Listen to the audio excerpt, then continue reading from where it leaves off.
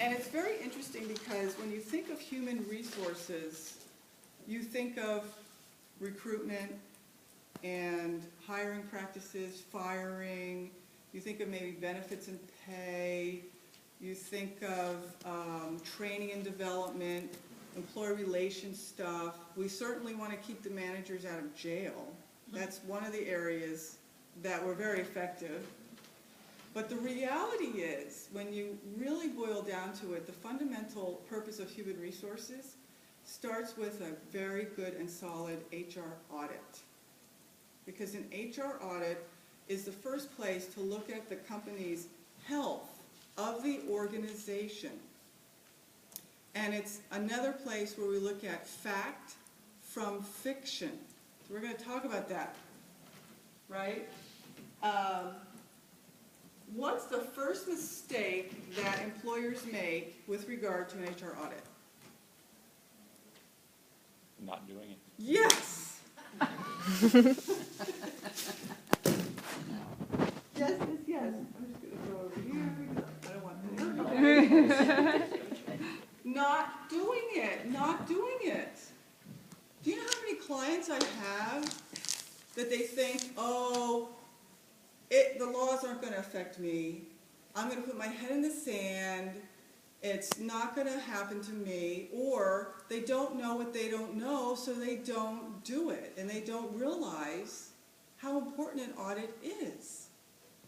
So we're going to be looking at what the penalties are for not doing an audit. So if you, let's see, you can't sweep it under the rug or under the carpet. Bad news will be there. Bad news does not get better with time. So why not embrace an HR audit and get it done? Right? You can do it. You can hire someone to come in and do it.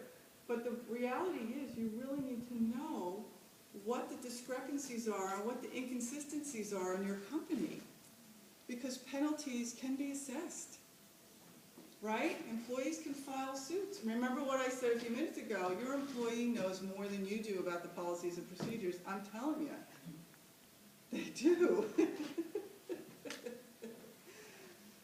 they read that, they share it with everybody. Exactly. Right, they do, by the water cooler. Yeah.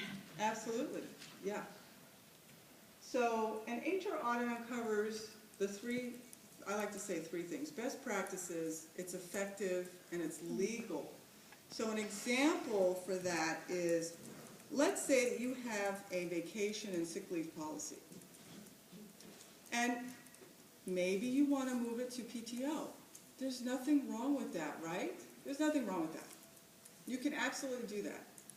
But where the challenge comes in is if you have vacation accrual and you're moving the process over to PTO, if you think you're going to not pay that person for the vacation and just start them fresh on PTO accrual, no, right?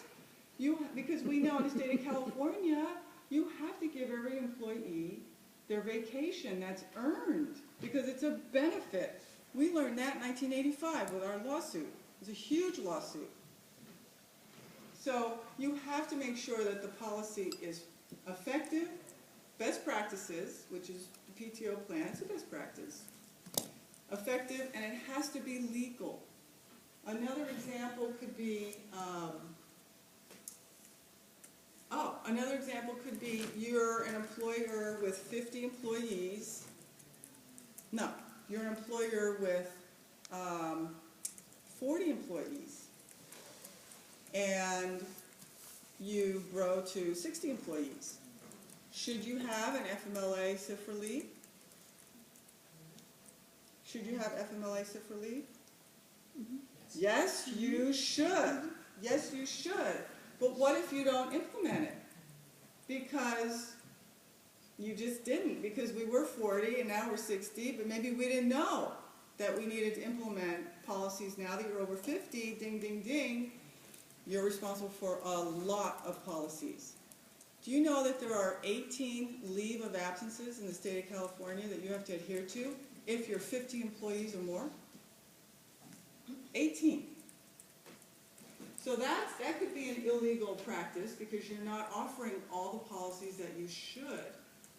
I had another client the other day who, I was doing an audit for them, and they were part of a PEO, Professional Employer Association.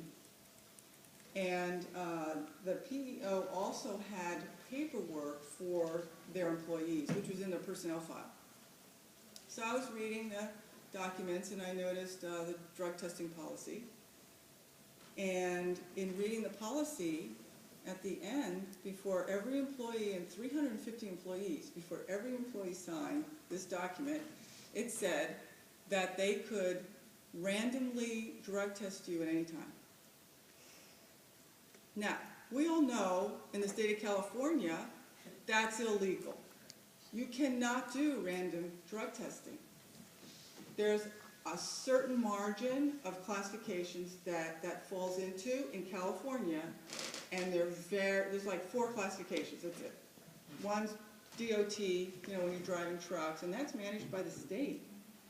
So think about what would have happened to this client if an audit wasn't done. Think about the drug testing policy. It's been illegal for 2 years. So that's what audits do. I have another client. Okay, you know how complicated travel time pay is, right? Travel time pay? It's very complicated, believe me. And so this client was paying these people piecework, which is allowed in California, and they were rolling in travel time pay into the piecework. They weren't separating them. That is totally illegal with the Wage and Hour Board.